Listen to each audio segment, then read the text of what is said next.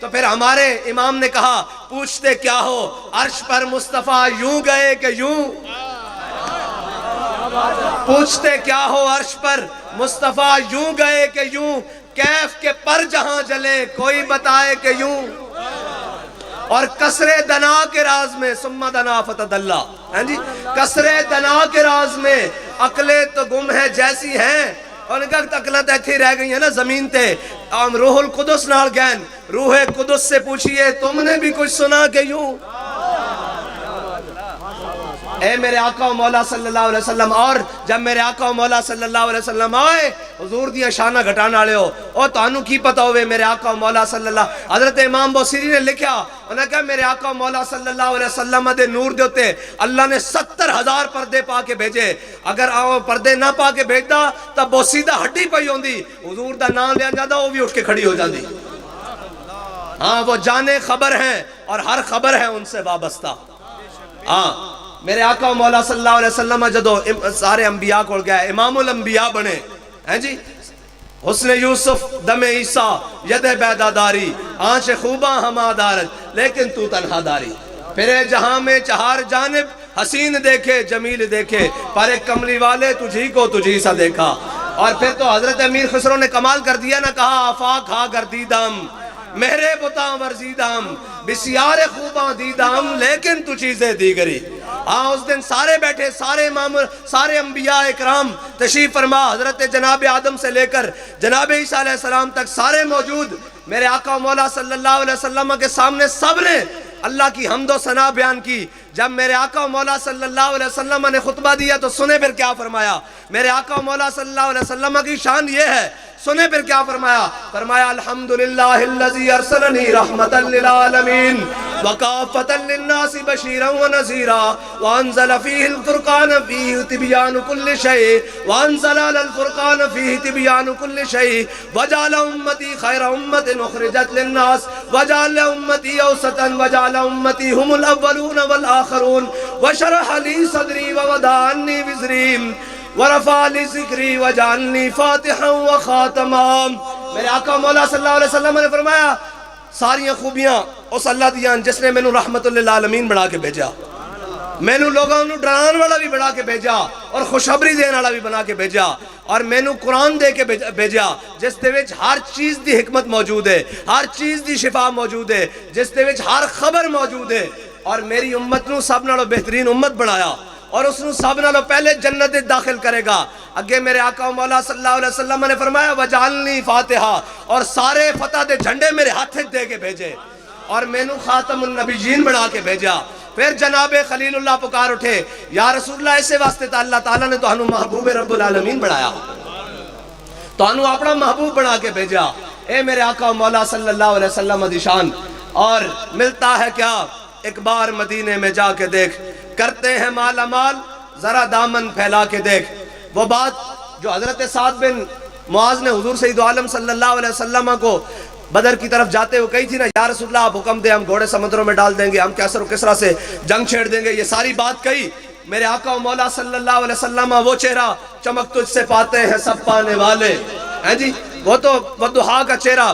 اور میرے آقا و مولا صلی اللہ علیہ وسلم خوش ہوئے، مسکرا پڑے، حضور کا چہرہ مزید چمک اٹھا.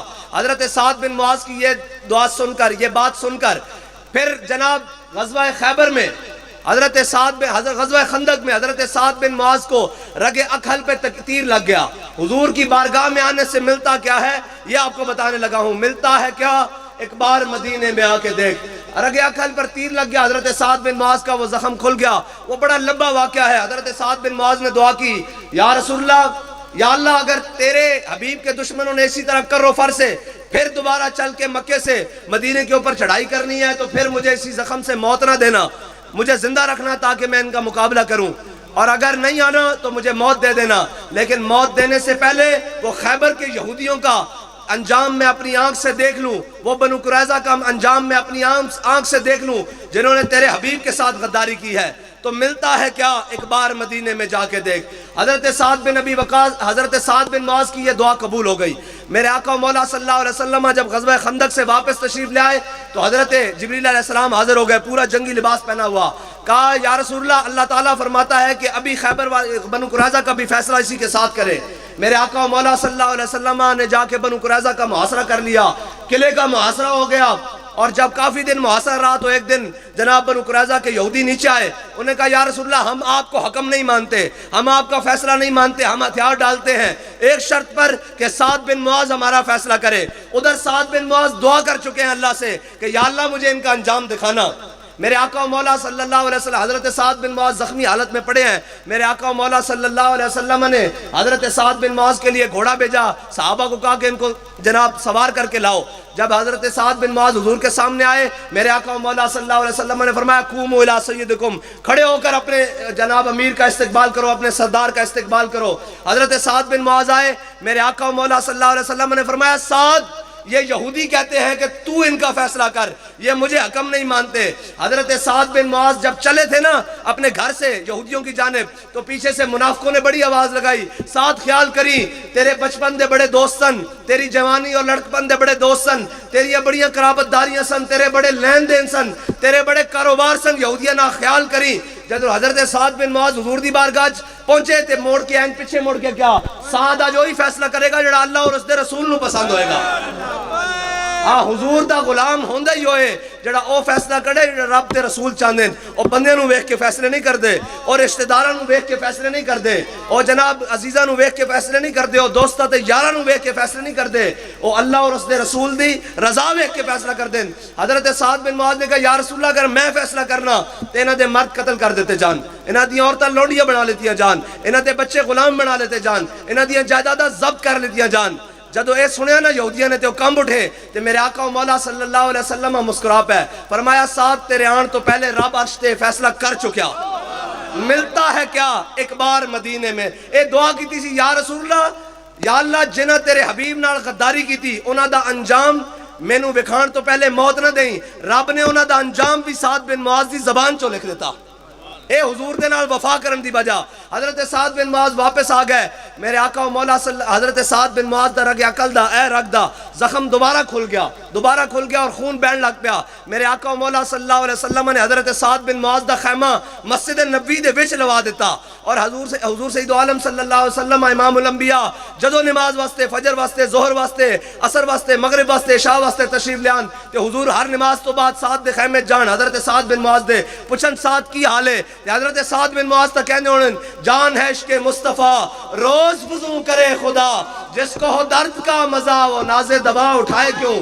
حضرت سعد بن معاذ دا زبان حال نہ کہنے ہونے یا رسول اللہ پہلے تا کدی کدی پوچھتے سو سعد کی حالے، ہون تا ہر نماز تو بعد پوچھتے ہو سعد کی حالے تے سعد مرم تے پٹی کیوں کرے۔ حضرت سعد بن معاذ ایک دن میرے آقا و مولا صلی اللہ علیہ وسلم انہوں صحابہ نے جناب عرض کی تھی کہ یا رسول اللہ سعد دا زخم کھل گیا اور خون شدت نہ بہنا شروع ہو گیا۔ میرے آقا و مولا صلی اللہ علیہ وسلم تشریف لے آئے، میرے آقا و مولا صلی اللہ علیہ وسلم نے جدو حضرت سعد بن معاذ دا زخم خون بہنا دے کے حضرت سعد بن معاذ 32 سال دے جوانن، ملتا ہے کیا ایک بار مدینے میں جا کے دیکھ۔ اے ویکھو حضور نال وفا کر کے ملدا کیوے۔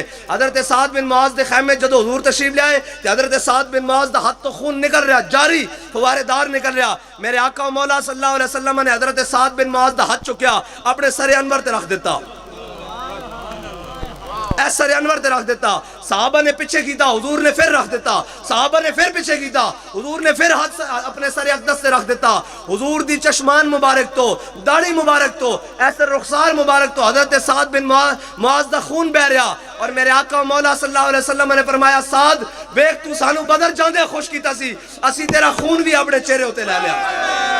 لبیک لبیک یا رسول اللہ لبیک لبیک لبیک یا رسول اللہ لبیک لبیک لبیک یا رسول اللہ لبیک لبیک لبیک یا رسول اللہ لبیک لبیک۔ ملتا ہے کیا ایک بار مدینے میں جا کے دیکھ، حضور دے دامن نال کوئی وابستہ ہو کے تا ویکھے۔ اے جناب بہ کے کہندے اجے تے بڑا لمبا سارا واقعہ کہ اجے گل مکی نہیں، اجے حضرت سعد بن معاذ نو بہت سارے انعامات ہیں۔